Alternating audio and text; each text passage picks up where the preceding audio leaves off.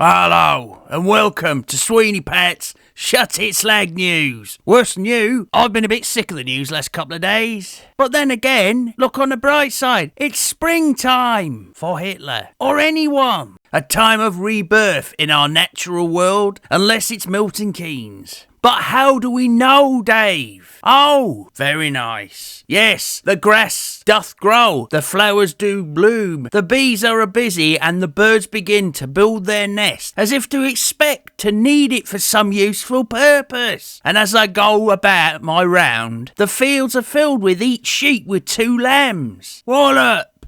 And as I marvel in nature's rebirth, I am confronted with this. He didn't make a man to be a woman.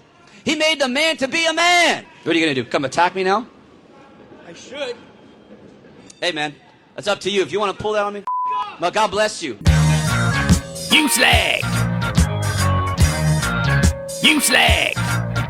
Back to reality now. It's almost 5 years nearly since the first enforced stay at home if you could stay at home and then stay at home. And I'd come home from work on a Thursday and everyone in the street would clap and cheer as I had a merry Wendy skip up to the front door of me ass. Then I realised that the people cheered and clapped and rattled their pots and pans in order to praise all the hard work and effort by our heroes at the NHS, along with key workers who we all love, but only until all the lockdowns ended. And we all went back to slagging them off 24/7 like the car clans the general public really are. And judging by recent news with regard to NHS workers in particular, I wouldn't see that this job has since got any easier when a maternity ward in Great Yarmouth is assigning the gender to all newborn babies as assigned female male. Well, we can worry about that later, Dave. Now, maybe I'm wrong. After all, I'm Sweeney Pat, the man who doesn't know what is going on. But even I could probably just about take on the highly overcomplicated process of working out the gender of a baby. Probably mine anyway. Alright, it's not ideal, as you spend a lot of time at the goal end. But the baby pops out after about 10 minutes, completely spotless. What? That's what they look like on the telly. And then you make a quick assessment of the gender with a 50-50 chance of getting it right. Except that time I got confused with the umbilical cord. No, Dave, I ain't worked in maternity. I was looking for the toilets at the time. I mean, we've had a long stretch of this transient larking children, till they fortunately closed that hospital that performs special procedures. I mean, who applies for that job? Imagine the interview. So then, Dr. Frankenstein, I presume you have great credentials, maybe a lifelong surgeon at the top London hospital. Maybe you do kidney transplants in your lunch break. No, none of that. 42 years as a butcher's mate. And sorry, a butcher? We really need someone with flawless accuracy in surgical procedure. But it's only chopping bits off. I'm a big fan of Jack the Ripper. I admire his work immensely. You what, Dave? Yes, a rather overly graphic analogy, but that's what it was and still is. Thankfully, we have risen above such monstrosity, and now public health organisations have moved much further on in concentrating on the main job at hand. Prolonging life, ain't it? Look into that, Dave. And that's why they have lots of meetings to work out how they can do just this more efficiently. However, back to the gender thing, it's become offensive under the ABCDQVC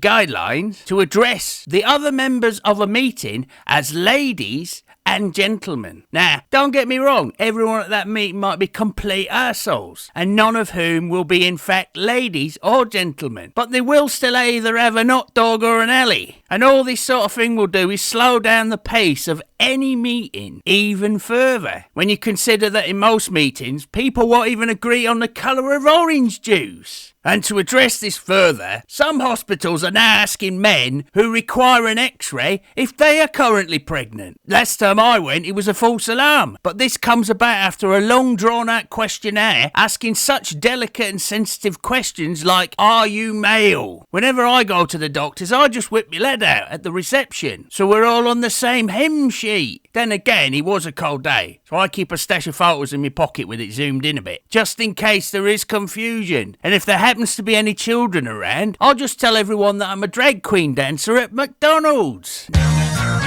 You slag! You slag!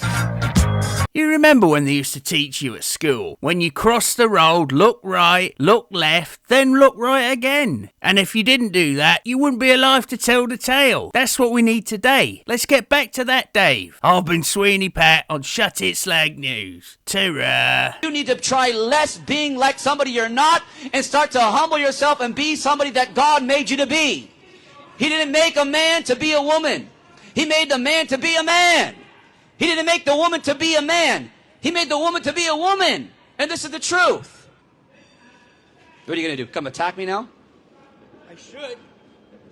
Hey, man, it's up to you. If you want to pull that on me, well, God bless you. So you just threatened me with a gun. You just pulled a gun on my face. Man, Lord have mercy on you. This means that you don't even know who you are. Nope, I still love you. Even though you pulled a gun on me, I still love you. I still bless you.